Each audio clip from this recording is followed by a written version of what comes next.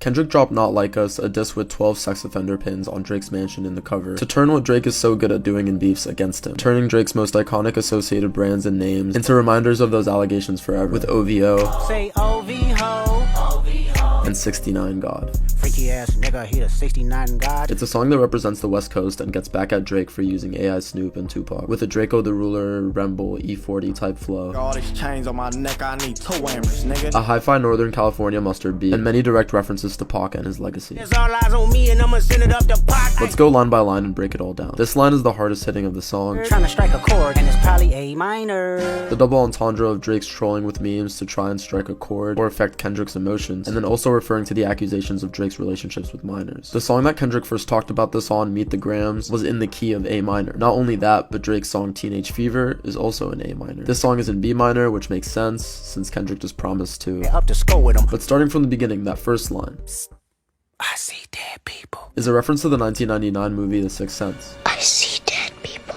an obvious reference to Drake's association with the number 6, and the child in the movie says the line to the therapist, which is in theme of his therapy session like disses on Meet the Grams, and the film was also referenced in Euphoria with this line. And my 6'6" telling me to off him. TDE founder Ant also teased the line in this tweet. Kendrick repeating the mustard producer tag Mustard on the beat, ho. is a direct reference to Drake on Family Matters, you know who really bang except my nigga YG, since YG is actually the one who said that tag in his 2011 song I'm Good.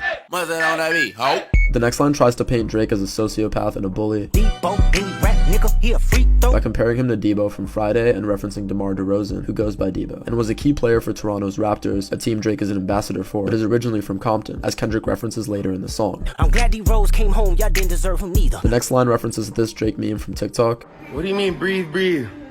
Don't tell me to breathe. Call her Amber Lamps, tell him breathe, bro. and pronounces ambulance as amber lamps. Bring ambulance. The next line, where Kendrick compares what he's doing to Drake in his career as a crucifixion, Nail a nigga to the cross, he walk around like Tizo. references the artist Tizo Touchdown, who's famous for having nails in his hair. The next line defends Kendrick's hometown Compton from what he sees as culture vulture activity from Drake, who shot a music video for the game's song 100 in Compton. What's up with these jabroni ass niggas trying to see Compton? This really starts the song's idea of Drake being a colonizer that he gets into later. His reference to John Stockton here I'm finna pass on this body, I'm John Stockton. could be referring to a Jazz teammate Stockton passed to for much of his career, Karl Malone, who's known for impregnating a 13-year-old as an adult. He makes another reference to that West Coast heritage with this line mentioning Death Row Records, Start shit, bully the floor on him. and in this verse gets straight to making those allegations directly, Say Drake, I hear you like I'm young. referencing a famous example of this, his weird relationship with Millie Bobby Brown. You better not ever go to cell block 1. In Stranger Things, a character named Juan was trying to kill Millie's character 11, who this line could be referring to. Just make sure you hide your little sister from him. This is a reference to Drake's relationship with Lotto's little sister, Brooklyn Nicole, and this is where he starts to name drop and add some credibility to his dirt by referencing specific members of OVO and their habits. They tell me Chubb's the only one that get your hand-me-downs. Saying Drake's head of security gets the girls that Drake has already gone with. And party at the party playing with his nose now. Saying Party Next Door has a coke problem. Baka got a weird case, why is he around? And directly referencing one of the known sex offenders Drake has on his payroll on OVO, Baka Not Nice, who Drake has a line specifically shouting out, waiting for him to get out of jail for that same case. I might declare it a holiday as soon as Baka get back on the road. With this reference to Certified Lover Boy, an album with a bunch of pregnant women on the cover, Certified lover boys, certified pedophiles. and tries to drive home that association with him. The chorus, They Not Like Us, They not like us. interpolates Pusha T's 2015 shot at Drake on Darkest Before Dawn.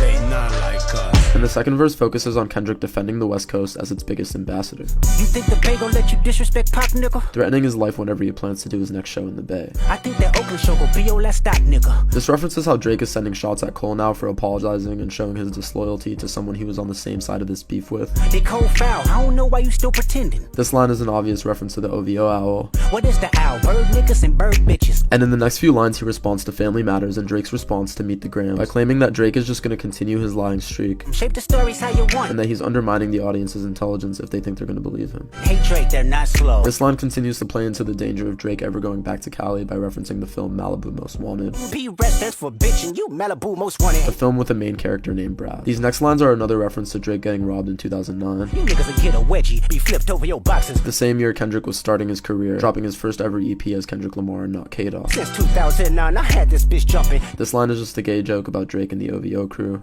Over your foe, the other vaginal option. And then this is a really subtle dig at OVO40, Drake's longtime friend and producer, who has multiple sclerosis, a nervous system disease that affects posture. Nigga better straighten they posture. This line makes fun of Drake for wearing nail polish. Then I'm hands on, he fuck around, get polished. And then this line attempts to bring back tension between Drake and his mentor Wayne. Fucked on Wayne Grow, he was in jail, that's conniving. For when Drake betrayed him and slept with his girlfriend while Wayne was in jail in 2010. Had my heart broken by this woman named Tammy, but hoes gon' be hoes, so I couldn't blame Tammy. And then calling it a bitch move that he got Wayne's face tatted on his arm in 2017. Get his face tatted like a bitch apologizing. Something that a girl that's going through it with her man would do to apologize. He defends his fellow Compton native Serena Williams, Launch it down to Central, nigga better not speak on Serena. who Drake disrespected after dating in 2015, in his 2022 song Middle of the Ocean, where he called her husband and groupie for no reason. Sidebar, Serena, your husband a groupie. He references the sex offenders Drake is enabling again with the shot at Baca. And your homeboy needs subpoena, that predator moving flocks. That also references the album art. That name gotta be registered and placed on neighborhood watch. And then channels his continuation of Pac's legacy with this line referencing Pac's All Eyes on Me. Yeah, it's all eyes on me and I'ma send it up the pot. In the same way Pac was beefing with all of Bad Boy Records, Kendrick sees himself as beefing with all of OVO. Put the roll label on me, I'ma get them dropped. This line is a reference to wrestler Shawn Michaels, Sweet chin music and I won't pass the ox. whose finishing move is called Sweet Chin Music, and his biggest rival was a Canadian too, Bret Hart. This line doubles down on Drake being a liar and a morally corrupt agent of the devil, this picture that Kendrick's trying to paint, Devil is a lie. referencing the Rick Ross song The Devil Is a Lie. He ends off the second verse that's focused on avenging the West Coast with this line. City is back up, it's a must, we outside. The fourth verse shifts focus from the West Coast to Atlanta, responding to Drake's line about Kendrick's political music acting like he freed the slaves, Always rapping like you about to get the slaves free. Homie still double down, calling us some slaves. creating a metaphor of how settler colonialists rob cities of their resources, and that Atlanta was historically a mecca for technological advancement. Connecting that to the similar advancements in music in the case of the Atlanta artists Drake has collaborated with. All the artists he names are pioneers, and he's arguing Drake just went into the city and used them for credibility and profit. You run to Atlanta when you need a few dollars. No, you not a colleague, you a fucking colonizer. From his collaborator on Her Loss, 21, get your first street cred.